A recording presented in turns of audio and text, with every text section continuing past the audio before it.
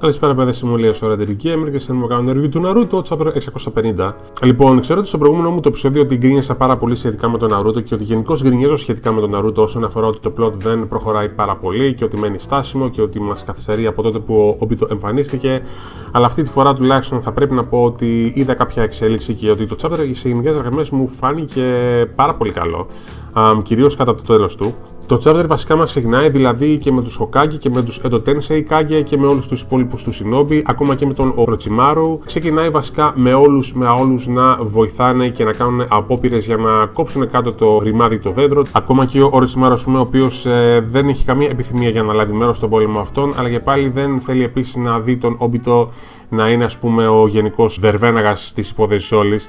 Οπότε και αυτός και όλοι τους, δηλαδή και η Tsunade και η Sakura μαζί κάνουν ένα summoning jutsu και καλούν κάποιο κομμάτι από το σώμα της Katsuki τέλος πάντων, έτσι ώστε να αναπληρώνουν το chakra όσων πολεμάνε εκείνη τη στιγμή. Και γενικότερα το ηθικό όλων έχει πλέον ανυψωθεί και όλοι κάνουν ό,τι μπορούν για να βοηθήσουν την κατάσταση, έτσι. Μετά πάμε πάλι στον Naruto και στο Sasuke, οι οποίοι κάνουν πάρα πολλές απόπειρες στο να πετύχουν και να χτυπήσουν τον Obito. Αν και ο Obito φαίνεται ότι είναι πάρα πολύ γρήγορος για αυτούς, στο τέλος από ό,τι φαίνεται καταφέρουν να εντοπίσουν τις κινήσεις του κατά μία έννοια, οπότε τον προλαβαίνουν οι επιθέσεις τους, αλλά ο Obito και πάλι χρησιμοποιεί την δύναμή του, η οποία στην τελική ανάλυση φαίνεται ότι είναι πιο ανωτερική από του Naruto και από του Sasuke και μπλοκάρει τα χτυπήματά τους. Όχι μόνο αυτό, αλλά τους πιάνει και τους δύο και τους χτυπάει στο έδαφος με πάρα πολύ μεγάλη δύναμη, με αποτέλεσμα και οι δύο να αποδυναμωθούν για μία στιγμή και να χάσουν όλο το τσάκρα τους, έτσι. Ο Kakashi εντωμεταξύ, που φαίνεται ότι είναι ακόμα στην άλλη την πλευρά του Καμούι, σκέφτεται διάφορα πράγματα για τον Obito και το πράγμα το οποίο σκέφτεται πιο πολύ είναι αν ο Obito ξέχασε στην αρχή το πνεύμα της Konoha και το Wheel of Fire και κατάφερε να το αποβάλει από πάνω του. Από ό,τι φαίνεται όμως συνεχίζει να το βλέπει στον Naruto σε όλο αυτό το διάστημα που τον πολεμάει, έτσι. Γι' αυτό σκέφτομαι και ο Obito να μιλάει στον Naruto εδώ και πάρα πολλά chapter και να κάνει πολλές απόπειρες για να του ρίξει το ηθικό, ίσως να θέλει να τον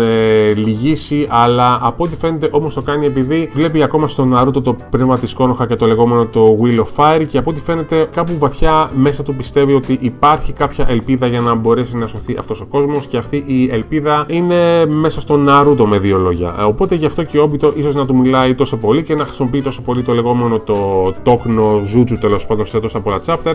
Από ό,τι φαίνεται, σύμφωνα με τις σκέψεις του Kakashi, το κάνει για αυτούς τους λόγους. Ότι ίσως έχει βαθιά κάπου μέσα του κάποιες ελπίδες ότι αυτός ο κόσμος μπορεί να σωθεί ακόμα και χωρίς το λεγόμενο το Infinite Tsukiyomi, έτσι. Και τέλος πάντων, μετά το λογίδριο που του κάνει ο Obito στον Naruto για άλλη μια φορά, ο Naruto για εκατομμύριωστη φορά στον πόλεμο αυτόν, και λυπάμαι που το λέω, αλλά το έχουμε ξαναδεί ξανά, σηκώνεται και λέει στον Obito την κλασική την ατάκα ότι αυτός είναι ο δρόμος του ninja που έχει επιλέξει και γι' αυτό κάνει αυτά τα οποία κάνει. Και ο Obito μένει μαλάκας για άλλη μια φορά, διότι εντάξει, κάθομαι και σκέφτομαι εδώ που τα λέμε, θα λέει στον εαυτό του, καλά, έχω δοκιμάσει τόσες φορές να του ρίξω το ηθικό και να τον πατήσω κάτω και αυτός δεν λυγίζει με τίποτα. Διότι ξέρετε, αν εγώ ήμουν στη θέση του Obito και έκανα απόπειρες να τον πείσω τον Naruto για κάτι τέλος πάντων και ο Naruto μου πετούσε συνέχεια αυτά τα λόγια, αυτές τις επαναλήψεις, ειλικρινά θα την παρατούσα τη μάχη και θα ξεκίνησα να κουμανάω το κεφάλι μου στον τοίχο. Οπότε εντάξει, το πείσμα του Naruto έχει και τη χρησιμότητά του εδώ που τα λέμε. Και τέλος βλέπουμε το Naruto και το Sasuke να κάνουν κάτι παρόμοιο που έχει κάνει και ο Madara στην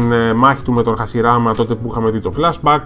Δηλαδή ενώνουν το Kyuubi και το Susanoo σε μία οντότητα, σε ένα πράγμα. Δηλαδή το Kyuubi παίρνει απάνω του το Susanoo σαν πανοπλία, να το πούμε έτσι.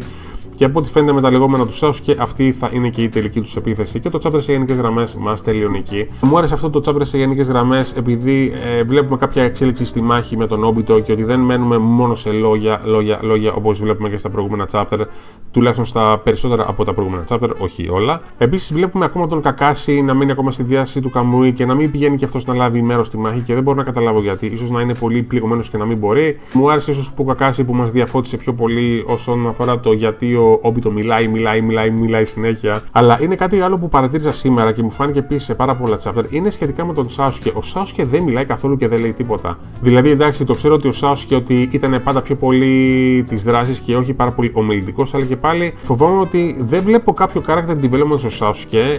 Αν και είχαμε δει κάτι σε δύο προηγούμενα chapter, αν θυμάστε, με τα λόγια του Orochimaru, ο οποίος έλεγε κάποια θετικά σχόλια για τον Sasuke, αλλά είναι λες και του Sasuke του έχει κοπεί η μιλιά και δεν λέει σχεδόν τίποτα εκτός από το τέλος του chapter που λέει στον Naruto να ετοιμαστούν για να κάνουν το τελικό χτύπημα. Αλλά και πάλι θα ήθελα ο Sasuke να ήταν λίγο πιο ομιλητικός, επειδή βλέπουμε άλλους χαρακτήρες εδώ και πάρα πολλά chapter να μιλάνε και να μιλάνε συνέχεια. Και θα ήθελα, ας πούμε, ο Sasuke να ήταν λίγο πιο ομιλητικός, να έλεγε 5 πράγματα παραπάνω. Δεν ξέρω πώς το καταλαβαίνετε αυτό που το λέω, αλλά μου φαίνεται λες και ο Sasuke ότι απλά ακολουθεί κατά μία έννοια. Θα ήθελα λίγο πιο πολύ character development απάνω του. Αλλά και πάλι όμως εντάξει, μου αρέσει που το βλέπω να πολεμάει μαζί με τον Naruto και να ενώνουν και τις δυνάμεις τους. Μου φαίνεται ώρες-ώρες λίγο μυστήριο. Διότι ώρες-ώρες σκέφτομαι ότι ίσως να έπρεπε να είχαν κάπως διελευκάνει την κατάσταση αναμεταξύ τους και μετά να ξεκινήσουν την μάχη. Διότι είναι πάρα πολλά ερωτήματα στα οποία θα πρέπει να απαντήσει ο Sasuke. Αλλά και πάλι εντάξει, η ένωσή τους που είδα στο τέλος μου άρεσε πάρα πολύ και ανυπομονώ να δω ποια θα είναι η επίθεση του στο επόμενο chapter και ελπίζω να κάνουν κάτι στον Obito. Βέβαια, ας μην ξεχνάμε ότι είναι και ο Madara στη μέση, ο οποίος πιστεύω ότι ίσως στο επόμενο chapter να κάνει την κίνησή του και να πάρει τον έλεγχο, πιστεύω. Και τέλος πάντων, παιδιά, αυτό ήταν το review μου για τον Naruto αυτής της εβδομάδας. Πιστέψτε με, είμαι όσο πιο ανοιχτόμυαλος γίνεται σχετικά με το manga αυτό, επειδή το διαβάζω εδώ και σχεδόν 15 χρόνια. Ναι, είμαι μεγάλος. Λοιπόν, οπότε αν με βλέπετε και λέω για το Naruto 2-3 πράγματα παραπάνω και ίσως και να γκρινιάζω και λίγο παραπάνω, πιστέψτε με, δεν είναι κάτι το οποίο το βγάζω από το κεφάλι μου, δεν είναι hate σε καμία περίπτωση, διότι είναι ένα μάγκα το οποίο το αγαπάω πάρα πολύ. Απλά ως αναγνώστης έχω και εγώ μία απέτηση για κάτι παραπάνω. Οπότε, αν με ακούτε να γκρινιάζω καμία φορά, αυτό το κάνω κυρίως λόγω της αγάπης μου την οποία έχω για το μάγκα αυτό. Όχι μόνο για αυτό το μάγκα, αλλά και για οποιοδήποτε άλλο. Οπότε, μην το πάρετε σαν hate ή σαν bias, όπως το λένε στα αγγλικά ή κάτι τέτοιο. Οπότε, είναι απλώς η ταπεινή μου γνώμη και είστε φυσικά ελεύθεροι να διαφωνείτε με αυτήν και να έχετε τις δικές σας αντιλήψεις και πεποιθήσεις σχετικά με το μάγκα. Όπως σας λέω πάντα, όλες σας τα σχόλια και όλες οι κριτικές είναι πάντοτε δεκτές και να το θυμάστε αυτό. Λοιπόν, εύχομαι να περάσετε ένα καλό απόγευμα και να περάσετε καλά σε ό,τι και να κάνετε σήμερα και θα τα πούμε μετά. Να είστε πάντα καλά. Γεια σας.